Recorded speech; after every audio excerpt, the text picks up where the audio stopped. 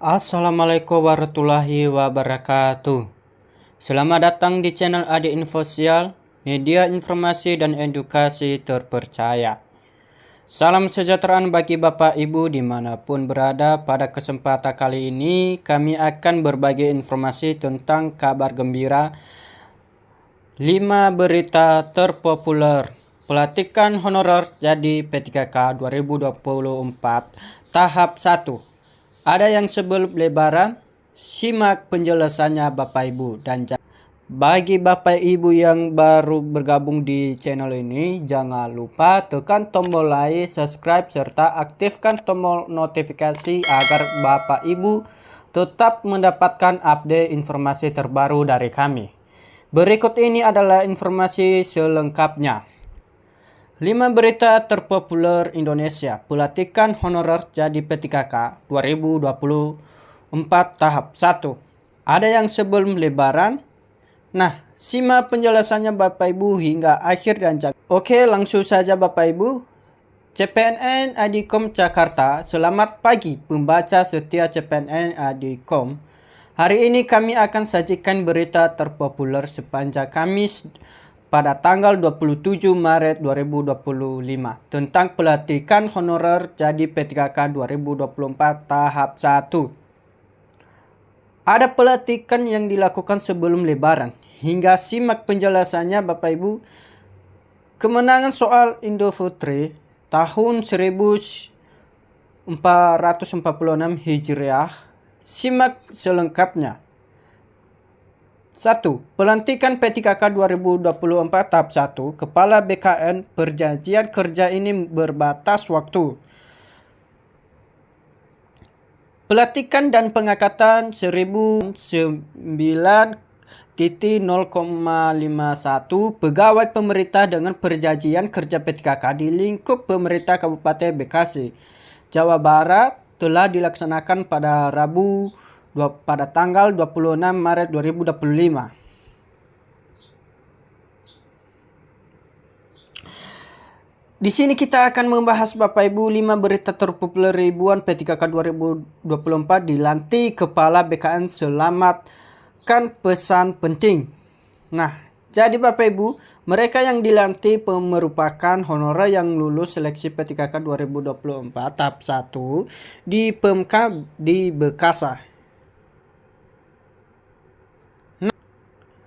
Kepala Badan Kepegawaian dan Pengembangan Sumber Daya Manusia Kabupaten Bekasi, Endin Samsudin, mengatakan para P3K yang ngambil di Sumpah Pemuda dan Janji berasal dari formasi fungsional guru, tenaga kesehatan, dan tenaga teknis.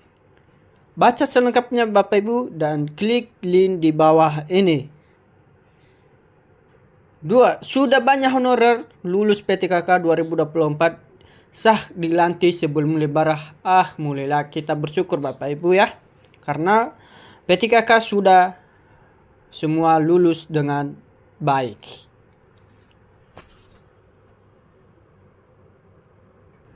Pemerintah telah menetapkan pengangkatan P3K 2024 tahap 1 akan diselesaikan paling lambat pada bulan Oktober 2025.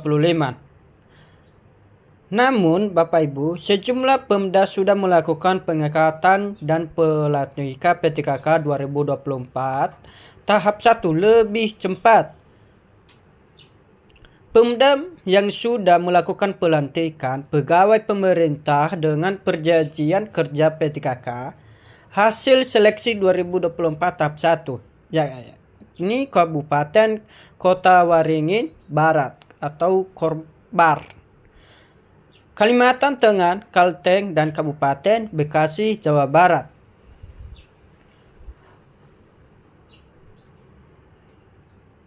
Tiga. Survei Trust Indonesia, ketidakpuasan terhadap kinerja Bapak Prabowo atau Gibran sangat tinggi. Survei Trust Indonesia menunjukkan tingkat ketidakpuasan para pakar key opinion leader yang sangat tinggi terhadap kinerja pemerintah Prabowo Gibran. Oleh karena itu Bapak Ibu, sebanyak 61,4% responden menyatakan ketidakpuasan dengan kinerja pemerintah Prabowo atau Gibran. Di luar perkiraan kami, akan ketidakpuasan para pakar justru sangat tinggi.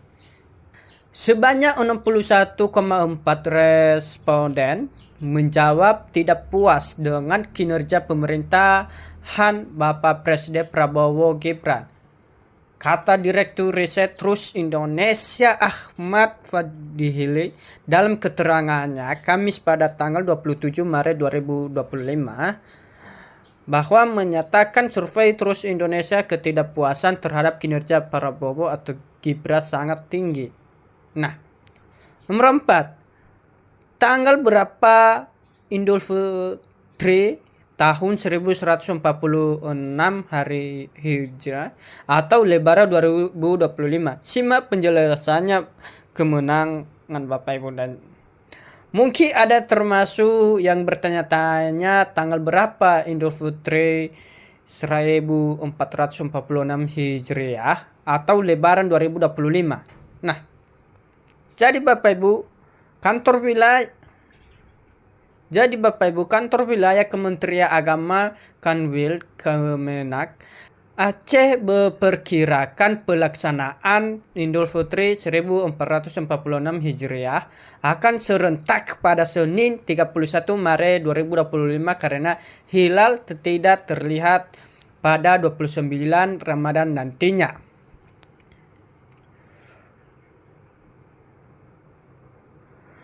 Untuk penetapan awal Syawal akan dilakukan pada hari Sabtu 29 Ramadan 1446 Hijriah.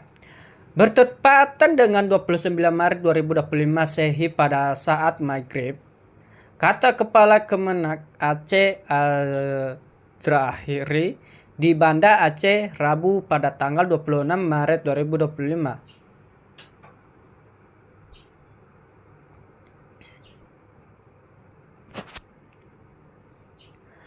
5. Ridwan Kamil bukan suara soal perselingkuhan dan punya anak. Mantan Gubernur Jawa Barat Ridwan Kamil dihantam isu perselingkuhan. Kang Emil panggilan Ridwan Kamil bahkan disebut punya anak dari hubungan gelap tersebut. Nah, melalui Instagram pada akun Ridwan Kamil, Emil membantah tuduhan perselingkuhan yang dialamatkan kepadanya. Dia membenarkan bahwa pernah ada pertemuan antara keduanya dari pihak lain dengan pihak ke sini. Tetapi hanya satu kali dan terkait urusan perkuliahan. Jadi Bapak Ibu, sebanyak 25.000 hingga 30.000 jemaah akan mengikuti salat Idul Fitri 1146 Hijriah di lapangan Pancasila, Simpang 5 di Kota Semarang, Jawa Tengah, Jateng pada Senin 31 Maret 2025. Ketua Takmir Masjid Baitur Rahman Semarang KH Ahmad Daroji menyatakan bahwa pelaksanaan salat di lokasi tersebut akan dilakukan apabila cuaca mendukung. Saat Idul Fitri akan dilaksanakan di Simpang 5 jika tidak turut hujan. Khatibnya adalah Ketua Basnas Prof. KH Noor Ahmad dan imamnya KH Jainuri Ahmad, ujar Ahmad Daroji Minggu pada tanggal 30 Maret 2025. Mantan Jaksa Agung Muda Intelijen 2017 sampai 2020 angkat bicara terkait polemik hadirnya Undang-Undang Tentara Nasional Indonesia (UU TNI) yang baru disahkan DPR Republik Indonesia dari sisi ilmu hukum. Jan Maringka menilai bahwa mahasiswa yang merujuk rasa menolak Undang-Undang TNI belum membaca secara utuh isi undang-undang tersebut. Padahal Bapak Ibu, kata dia, jika mahasiswa membaca visi Undang-Undang TNI yang harus baru disahkan secara utuh akan lebih memahami, terutama terkait dampaknya dalam sistem peradilan pidana di Indonesia setelah Undang-Undang TNI disahkan.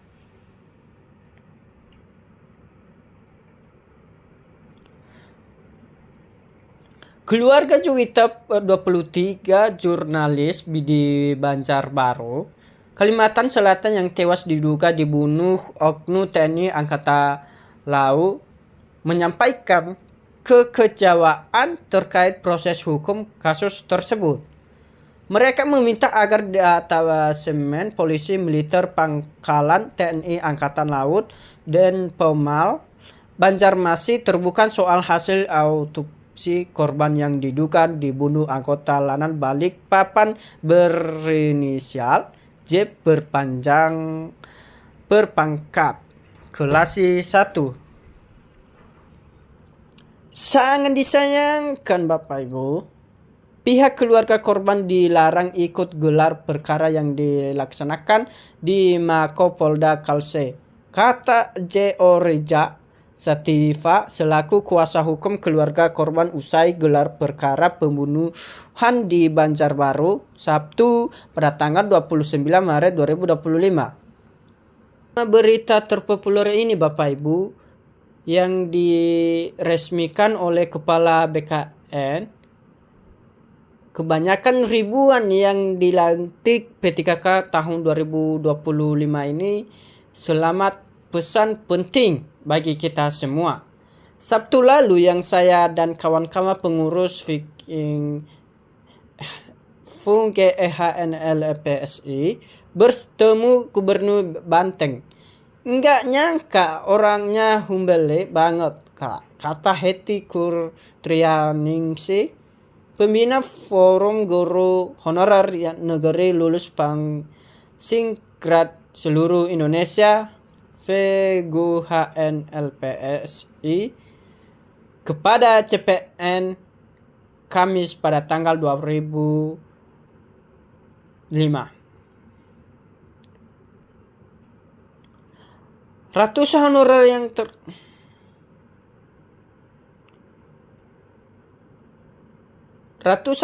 yang terkena PHK saat Lebaran semoga tidak murung berkepanjangan. Sebanyak 775 orang tenaga kontrak atau honorer di lingkungan pemerintah Kabupaten Murung Raya, Kalimantan Tengah akan diberhentikan per 1 April 2025. Bupati Murung Rayu Herius menjelaskan alasan mengapa ratusan honorer itu bakal terkena pemutusan hubungan kerja atau PHK.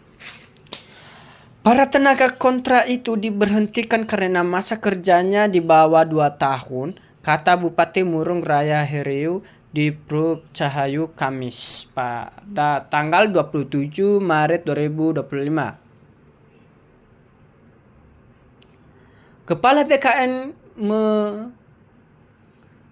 BKN meminta Pemda siapkan usulan pengangkatan P3K paruh waktu secepatnya.